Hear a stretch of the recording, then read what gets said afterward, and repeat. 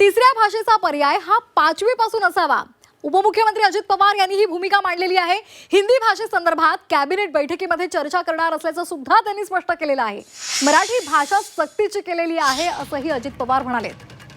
तर सरकारमध्ये महायुती सरकारमध्ये 3 पक्ष आहेत आणि त्यातल्या अजित पवार यांच्या राष्ट्रवादीने ही भूमिका स्पष्ट केलेली आहे। खुद्द अजित पवार यांनीच या संदर्भातली रोखठोक भूमिका मांडलेली आहे। पहिलीपासून मातृभाषा आणि 5वी पासून तिसऱ्या भाषेचा पर्याय असावा। 5वी नंतर कोणती भाषा घ्यायची हे पालकांनी ठरवायचंय अशी भूमिका सुद्धा त्यांनी स्पष्टपणे मांडली आहे। माळेगाव साखर कारखान्याच्या विजयानंतर एक मेळावा झाला आणि या मेळाव्यानंतर पत्रकार परिषद झाली। या पत्रकार परिषदेमध्ये बोलताना अजित पवार यांनी ही भूमिका मांडलेली आहे। तसंच आजच्या या कॅबिनेटमध्ये हिंदी संदर्भात चर्चा होणार असल्याची माहिती सुद्धा त्यांनी दिलेली आहे।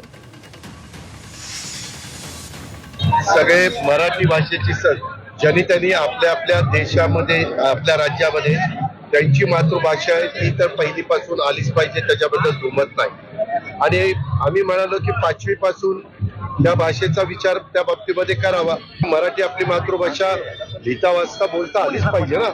त्यामुळे मराठी भाषा हीच आपली सक्तीची आहे, त्याच्यामध्ये दुसरं कुठला प्रश्न नाही। आणि 5वी पासून मग अजून कुठली भाषा आहे तर ते लोकांनी ठरवावं। आपल्याला उद्याच्याला आमची चर्चा होईल ना, उद्या कॅबिनेट आमची असते, आम्ही त्याच्यामध्ये चर्चा करू। आणि या संदर्भात अधिक माहिती देण्यासाठी आपल्यासोबत पुण्यातून जोडले गेलेले आहेत आमचे प्रतिनिधी चंद्रकांत। अजित पवार यांनी एक ठाम भूमिका हिंदी संदर्भात मांडलेली आहे। पत्रकार परिषदेमध्ये त्यांनी ही सुद्धा माहिती दिलेली आहे की आपण या संदर्भात कॅबिनेट बैठकीमध्ये चर्चा करू। काय नेमकं त्यांनी म्हटलेलं आहे? होय, बरोबर आहे। दादा नेहमी आपल्या रोखठोक भूमिकेसाठी ओळखले जातात। कालही बारामतीत बोलताना हिंदी सक्ती संदर्भात त्यांनी विचारलं असतं पत्रकारांनी, त्यांनी स्पष्टपणे सांगितलं की हिंदी सक्ती अजिबात असू नये, किमान पहिलीपासून तरी तिसरी भाषा ही 5वी पासून असावी, जी ऑलरेडी आहे। आत्ताही 5वी पासून हिंदी, इंग्रजी, मराठी या 3 भाषा आहेत, पण ही पहिलीपासून हिंदी सक्ती केल्यामुळे पालकांचा विरोध आहेच, मराठी जनांचा विरोध आहे।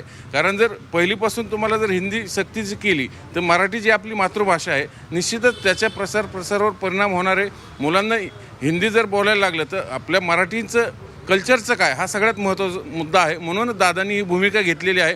आता महायुतीत 3 पक्ष आहेत, म्हणजे भाजप, शिवसेना एकनाथ शिंदेची आणि अजितदादा। आता अजितदादांनी स्पष्ट भूमिका घेतलेली, भाजपचा एक अजेंडा आहे हे भूमिका लावून धरण्यामागं त्यांना हिंदी मतं पोलराईज करायची, म्हणून ते जाणीवपूर्वक केलं अशी भूमिका घेतली असं एक बोललं जातं। याच्यात खरी अडचण होती शिंदे सेनेची, कारण मराठी माणसाच्या मतावर शिवसेना मोठी झालेली, ती शिवसेना बाळासाहेब आज शिंदे नेतृत्व करतात, दुसरी उद्धव साहेबांची आहे।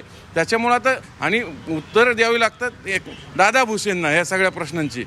खरी गोची शिंदे सेना, म्हणून दादांनी लगेच आपली वेगळी चूल मांडली, मी याच्यात नाही।